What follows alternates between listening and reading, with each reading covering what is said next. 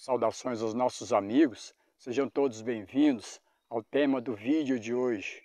Hoje nós vamos começar a analisar os 7 selos. Nós vamos nos deter apenas no primeiro dos 7, ok? Nos vídeos anteriores, nós analisamos o capítulo 5, analisamos o capítulo 4, e nós vimos lá no capítulo 3, versos 7 e 8, que existe uma transição da igreja de Filadélfia para a igreja de Laodiceia, onde Jesus começou a sua segunda parte do seu ministério sacerdotal lá no santuário celestial, ok? Então nós vimos que existe uma ordem, existe uma sequência. Então eu não posso analisar, avaliar ou estudar qualquer um dos 7 selos sem ter em mente que existe uma ordem, existe uma sequência, porque se eu fizer desta forma, eu posso estar dando um sentido errado para os 7 selos, que é um assunto extremamente importante, significativo, e nós vamos ver que não tem como nós poder colocar os 7 selos como sendo uma repetição do período das 7 igrejas. Vamos orar?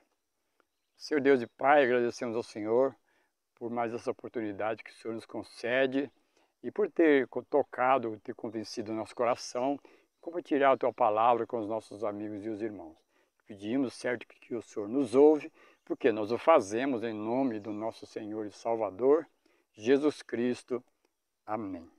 Depois desse comentário, amigos, então nós vamos poder entrar nos textos, ok? Sobre os primeiros dos 7 selos. Então nós vamos analisar alguns textos dos testemunhos que vai nos ajudar muito na compreensão correta deste assunto. Então nós vimos aí que existe, quando chega na igreja de Filadélfia, na transição da igreja de Filadélfia para a igreja de Laodiceia, existe uma mudança, ou uma passagem de Jesus, uma alteração no ministério de Jesus, no lugar santo para o lugar santíssimo, ok? Então nós vamos ver que é indispensável nós estudarmos seguindo a ordem dos textos. Por quê? Porque a própria Bíblia, a palavra de Deus, requer que seja assim. Se eu fizer de maneira diferente disto, corremos o risco de dar um sentido, ou uma interpretação, ou uma compreensão diferente do que a Bíblia nos fornece. E não existe grande dificuldade para compreendermos corretamente estes assuntos. Então nós vamos fazer uma breve análise sobre a 7ª igreja, onde é uma sequência da 6ª igreja e começa o 7º e último período da história da igreja, que é a igreja de Laodiceia, ok? Então nós vamos analisar aqui brevemente a 7ª e última igreja que faz parte do período que nós estamos vivendo hoje, que diz assim: ao anjo da igreja em Laodiceia escreve: estas coisas diz o Amém, a testemunha fiel e verdadeira, o princípio da criação de Deus. Conheço as tuas obras, que nem és frio nem quente, que me dera fosses frio ou quente. Assim, porque és morno, nem és quente nem frio, estou a ponto de vomitar-te da minha boca. Pois dizes, estou rico e abastado, e não preciso de coisa alguma. Nem sabes que tu és infeliz, sim, miserável, pobre, cego e nu. Aconselho que de mim compres ouro refinado pelo fogo, para que enriqueças, vestiduras brancas para vestires, a fim de que não seja manifesta a vergonha da tua nudez, e colírio para ungires os olhos, a fim de que veja. Eu repreendo e disciplino quanto os amo, sê, pois, zeloso e arrepende-te. Eis que estou à porta e bato. Se alguém ouvir a minha voz e abrir a porta, entrarei em sua casa, cearei com ele e ele comigo. Ao vencedor, dar-lhe-ei sentar-se comigo no meu trono, assim como eu venci e me sentei no trono do meu Pai. Quem tem ouvidos, ouça o que o Espírito diz às igrejas. Portanto, existe muita informação aqui na 7ª igreja, mas o que é básico nesta igreja é que a igreja desse período, ou a igreja 1844 para cá é considerada uma igreja morna, né? Então Jesus aconselha que compres, né? Ou seja, que aceite os conselhos, as repreensões, de não ter justiça própria, sim, de ter as vestes da justiça de Jesus e também de ter o Espírito Santo como um agente purificador e transformador da nossa vida. E o próprio Espírito Santo também vai nos fazer ver, enxergar a verdadeira realidade da nossa vida. E o que é curioso é que essa igreja, Jesus ele está de fora, ele está batendo para entrar. Ou seja, Jesus não faz parte dessa igreja, ele não está dentro. Ele pode estar com pessoas individuais, mas ele, como um todo, ele está por lado de fora. E neste período dessa igreja é feita a maior de todas as promessas, que é de assentar no trono com Jesus. E nenhum ser do universo tem esse tamanho privilégio. Portanto, seria viável, aconselhável que sermos vencedores, que teremos esse alto e elevado privilégio. Então nós vamos fazer apenas uma breve análise, uma síntese, porque nós queremos focar mais os 7 selos, ok? E nós vamos ver o tempo certo, correto, relativo aos 7 selos e o que ocorre em decorrência disso, ok? Feito essa pequena e simples análise, nós vamos ler um texto lá neste livro, Comentário Bíblico Adventista, lá na página 1104, nos diz o seguinte: quando nos tornamos filhos de Deus, nosso nome é escrito no livro da vida do Cordeiro, e ali permanece até o tempo do juízo investigativo. Então se fará chamada do nome de cada indivíduo, será examinado o seu registro por aquele que declara: conheço as tuas obras. Se naquele dia se verificar que não houve arrependimento completo de todas as nossas más ações, nosso nome será apagado do livro da vida e nossos pecados permanecerão contra nós. Portanto, esse texto está nos dizendo que quando nós aceitamos a graça de Cristo, nosso nome é escrito no livro da vida do Cordeiro e lá permanece até o tempo do juízo investigativo. Quando chegar o tempo do juízo investigativo, que nós já estamos nele, vai se fazer uma chamada do nome e vai fazer uma averiguação, vai fazer uma investigação sobre se caso nós fomos vitoriosos sobre o pecado, ok? Se quando pecamos, se pedimos perdão, nos arrependemos, abandonamos o pecado. Se isso não ocorreu sobre cada um dos nossos pecados, o texto nos disse que nosso nome é apagado do livro da vida e os pecados não confessados permanecerão contra nós. Então está falando de um juízo, está falando de um julgamento, nas quais todas as pessoas farão parte. Então nós vamos agora analisar mais um texto. Isso agora está no livro Grande Conflito, na página 520, que diz assim: os livros de registro no céu, nos quais estão relatados os nomes e ações dos homens, devem determinar a decisão do juízo. Portanto, aqui está nos dizendo que nos livros de registro do céu, lá no céu existe livros de registro, e os relatos, e os nomes e as nossas ações estão minuciosamente registradas nos livros do céu. Então nós vamos analisar agora um texto que vai falar relativo ao livro dos 7 selos, que fala dos 7 selos. Muitas pessoas não atentam para esse detalhe, essa informação importante sobre o conteúdo do livro dos 7 selos, tratar-se do período da história da igreja. Nós vamos ver que o conteúdo deste livro não tem outra forma de entender que não seja o livro de julgamento, o livro utilizado no julgamento. Existem muitas maneiras, no Apocalipse menciona várias vezes o livro da vida e outros nomes mais que é mencionado em partes da Bíblia, mas esse livro ele é enfático em dizer que trata-se, os 7 selos, trata-se do 7 desdobramento do julgamento celestial. Não é possível entender de outra forma. Podemos entender de outra forma, mas não podemos afirmar que esteja correto. Veja o que está escrito aqui, ó. Serviço Cristão, página 87, diz assim: na manhã de 23 de outubro de 1879, por volta das 2 horas, o Espírito do Senhor pousou sobre mim e vi cenas do juízo vindouro. Então o profeta de Deus foi acordado uma hora, às 2 horas da manhã, e o Espírito Santo desceu sobre ela, a profeta de Deus dos últimos dias. E ela diz que viu cenas do juízo vindouro. Veja agora o que diz o conteúdo deste livro na sequência. 10 milhares vezes 10 milhares achavam-se reunidos diante de um grande trono. Isso está lá no livro de Daniel 7, verso 9 e 10, fala desses 10 milhares e fala do julgamento. Diante de um grande trono sobre o qual estava sentada uma pessoa de aparência majestosa. Diante de um trono que existe uma pessoa de aparência majestosa. Nós vimos também lá no livro de Daniel 7, que fala do ancião de dias que estava sentado num trono. Também nós vimos no capítulo 4 de Apocalipse sobre uma pessoa, alguém que está sentado no trono. Então, entendemos tratar-se pela Bíblia de Deus o Pai. Vários livros achavam-se diante dele, e na capa de cada um estava escrito em letras de ouro, que pareciam como chama de fogo. Por isso que João ficou muito impressionado com a aparência deste livro que estava na mão do Pai, lá do capítulo 5, verso 1. João ficou muito impressionado. Diz assim, que pareciam como chama ardente, conta corrente do céu. Conta corrente no céu. Nós sabemos que todos nós temos uma conta lá no céu.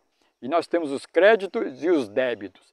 Ou seja, a justiça e misericórdia. Então essa balança, existe uma balança equitativa nos quais é utilizado no juízo. Não uma balança física, mas é a expressão que é utilizada, que Deus pesa cada ser humano lá no julgamento. Tem alguns lugares da Bíblia que fala que tinha uma vara de medir. Isso trata de julgamento. Agora aqui é o seguinte, foi então aberto um desses livros, contendo os nomes dos que professam crer na verdade. Perdi-me imediatamente de vista os números, os milhões que se achavam ao redor do trono. Unicamente os que eram professos filhos da luz e da verdade me prenderam a atenção. Portanto, aqui é nos dito tratar-se deste livro selado, que está na mão de Deus o Pai. Este livro aqui é este livro, dito de forma diferente, mas trata-se deste livro. E foi nos dito que foi aberto um desses livros, contendo os nomes dos que professam crer na verdade, dos que aceitaram Jesus como seu Salvador. Agora, continuando o texto, veja o que diz. Abriu-se outro livro, no qual se achavam registrados os pecados dos que professam crer na verdade. Sobre o cabeçalho geral do egoísmo vinha uma legião de pecados. Uma classe estava registrada o empecilho do terreno.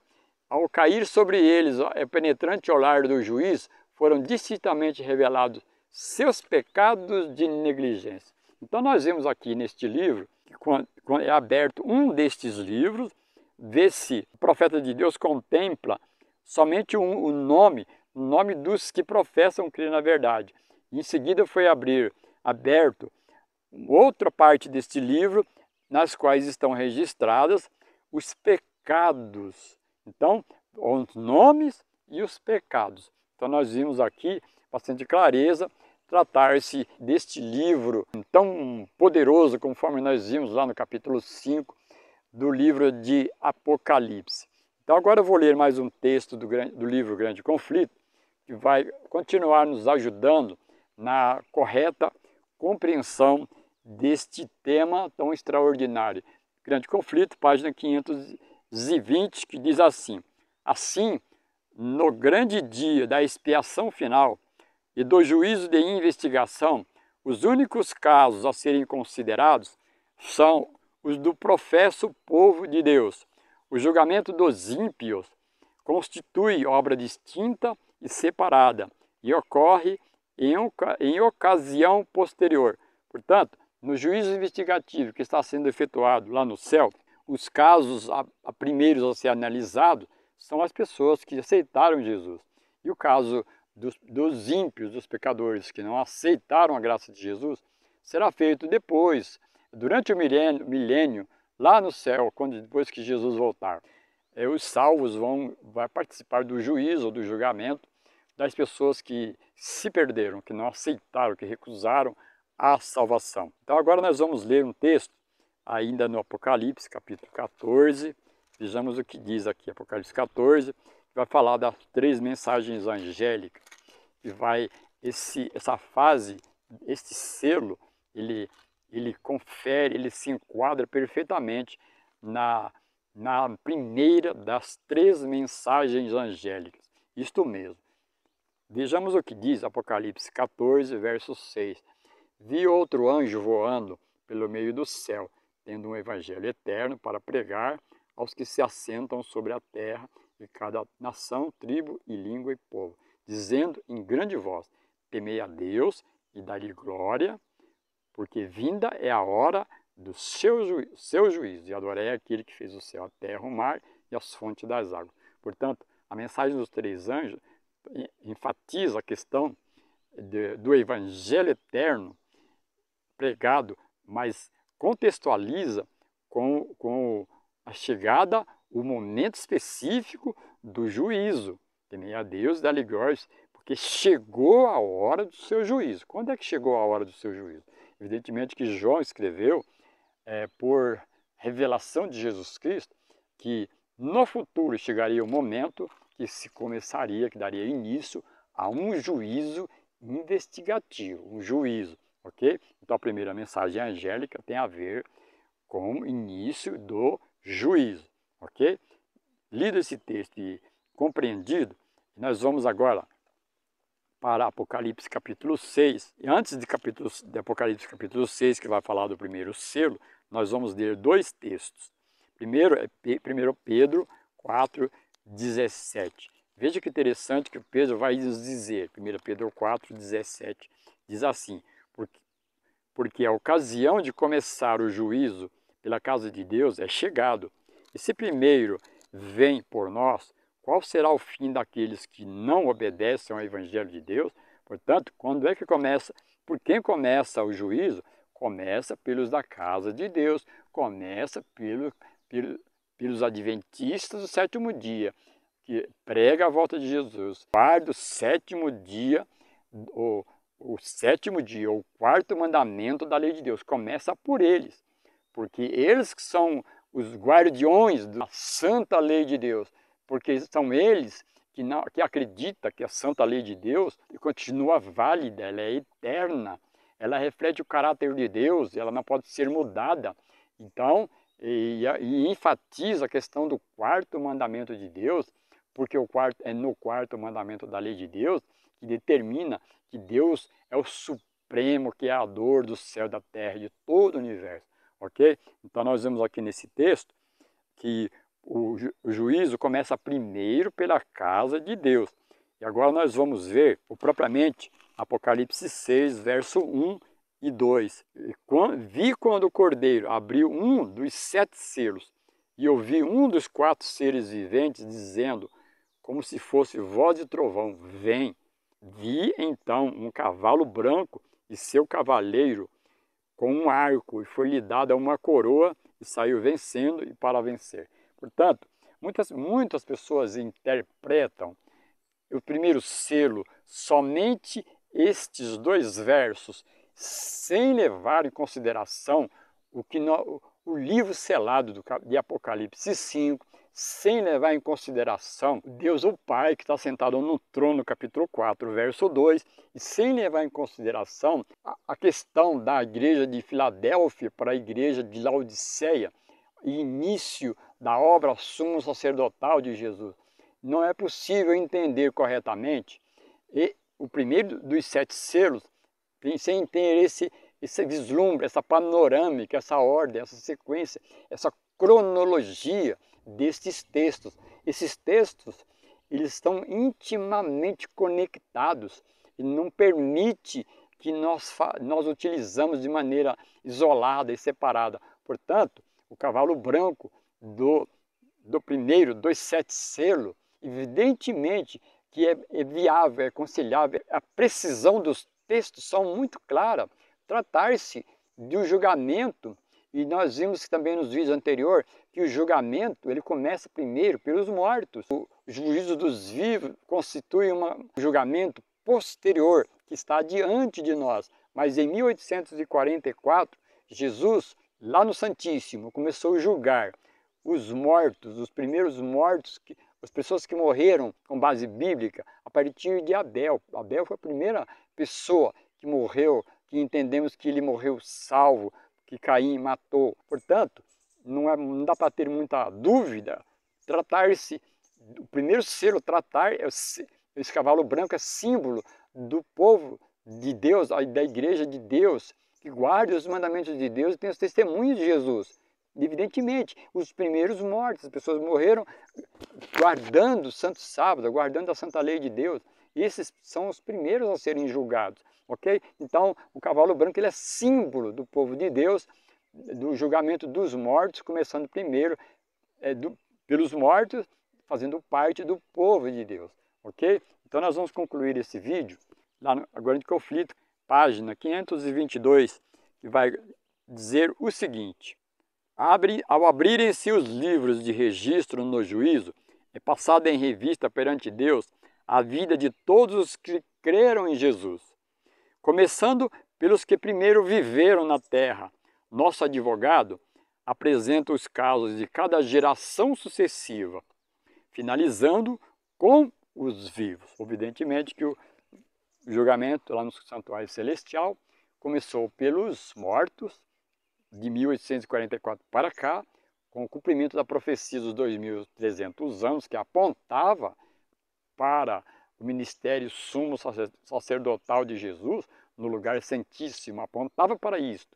E ele já começou, e começou pelos mortos, em 1844. Nós vamos ver na sequência dos outros vídeos que vai ter um momento específico, que vai chegar o juízo dos vivos. Mas para que os vivos sejam julgados, os vivos terão que passar por uma prova, por um teste, para então Deus poder, mediante uma posição, mediante uma decisão que cada um deverá ter que tomar, a partir dessa decisão, as pessoas poderão ser julgadas, ok? Uma pessoa viva hoje não pode ser julgada, porque ela está viva ainda, ela ainda tem oportunidade de se arrepender dos pecados. Então não pode ser julgado a partir de um momento em que toma uma decisão. Diferentemente do caso dos mortos, quando a pessoa morre, é decidido.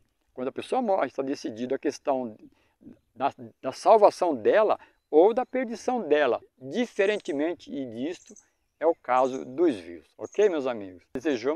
Desejosos estamos que este vídeo seja importante para a sua vida, como tem sido para a nossa. Tem sido bastante esclarecedor, ok? Que o amor de Deus, a graça do nosso Senhor Jesus Cristo e a comunhão do Espírito Santo esteja com os nossos amigos e os nossos irmãos. Esse é o nosso grande desejo. Amém.